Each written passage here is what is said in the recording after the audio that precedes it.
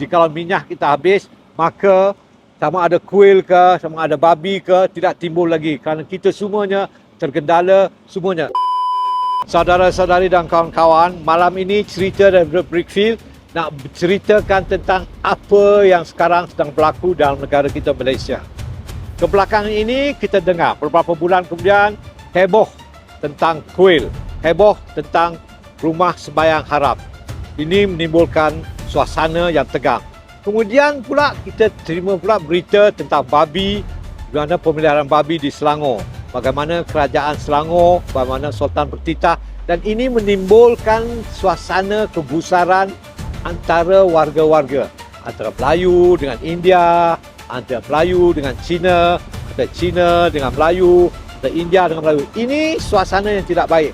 Dan dalam masa yang sama juga, kita lihat bagaimana politikus-politikus mengambil kesempatan seolah-olah mengapi-apikan lagi keadaan ini. Dan ini tidak membantu negara kita pada ketika ini. Kerana pada ketika ini, perang sedang berlaku di Iran. Selat Hormuz sudah ditutup. Harga barang-barang makin naik. Dan ini, suasana ini tidak membantu. Jadi, saya harap para politikus sekalian, sama ada politikus Melayu, politikus India, politikus Cina, supaya redakan keadaan ini kerana kita berhadapan dengan suasana ekonomi dunia yang masih mengancam kita semua.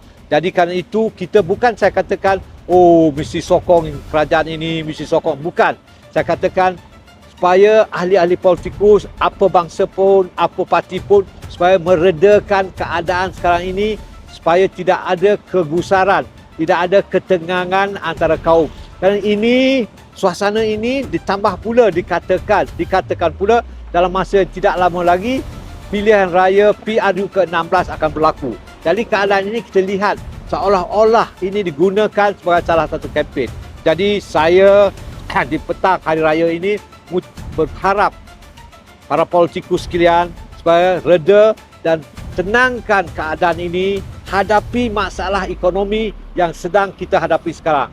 Warga semua harus sedar bahawa yang kita hadapan ini adalah satu masalah yang lebih besar apabila perang, apabila Selat Hormuz terus ditutup kerana dalam bulan Julai ini, jikalau minyak kita habis, maka sama ada kuil ke, sama ada babi ke, tidak timbul lagi kerana kita semuanya tergendala, semuanya. Dan sekarang ini dikatakan baja-baja pun jadi mahal, tidak ada lagi baja. Jadi kaum tani juga akan terganggu gugat. Okey, itu saja ucapan saya. Selamat Hari Raya, terima kasih. Selamat malam.